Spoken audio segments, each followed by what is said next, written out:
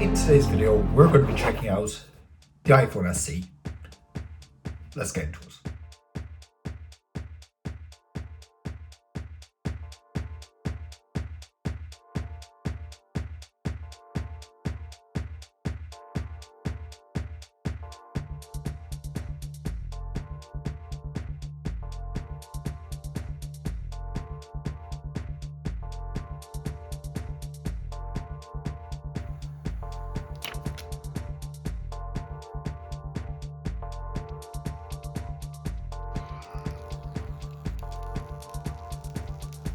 So that's the unboxing experience. It's pretty basic. I didn't necessarily film my impressions because, let's be real here, you've already seen countless iPhone SE unboxings. So will I be offering anything different? Probably not. So that's why I didn't, film a whole talking head, because necessarily it's not very interesting, the SE, to unbox. But what it does represent is a future that we're heading towards, a future where tech is very incremental. This is the cheapest iPhone Apple sells, brand new 2022 edition. It doesn't necessarily have all the bells and whistles. It has bezels, Touch ID, so when you're wearing your masks you can use the Touch ID, which I love. I love the feature where you just put your hand on the Touch ID sensor and it locks straight away. Why can't we just look at our phones and unlock that? It makes so much sense. Lightning doesn't bother me. Bezels actually don't bother me, even necessarily with the screen size.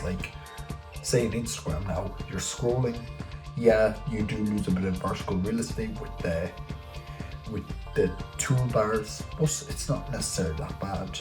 Now, one thing I did notice with the SE, and it's not necessarily going to be an issue for a lot of people, it's not going to come up often, but if you're looking at off-axis, and this is an issue with a lot of LCDs, the phone, it sort of has fading, and I'll try and include B-roll of this, but it does actually, you can see where the display ends, and it does bother me a little bit, but overall, I think I really like this Starlight color as well. It's a mixture of white and the iPhone 8 rose gold, and I think it's a good shade.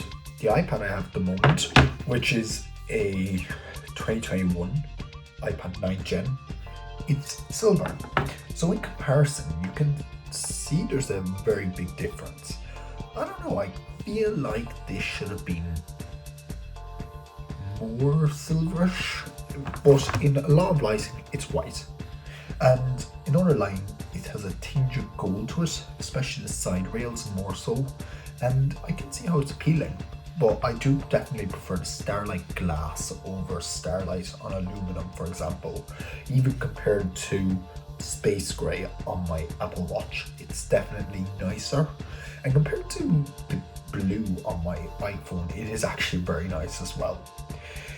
I will say the performance has been outstanding, not have had any issues with that.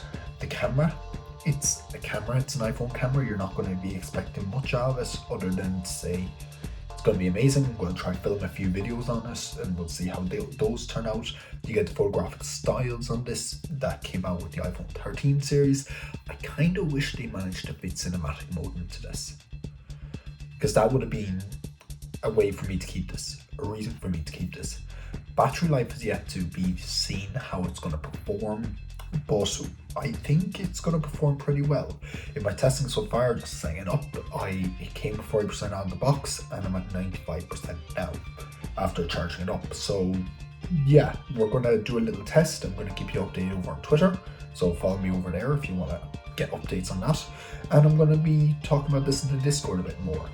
As well, we're going to be giving a bit of updated impressions on the podcast. So lots of content to come surrounding this, and hopefully it turns out well. So with that, thank you very much for watching.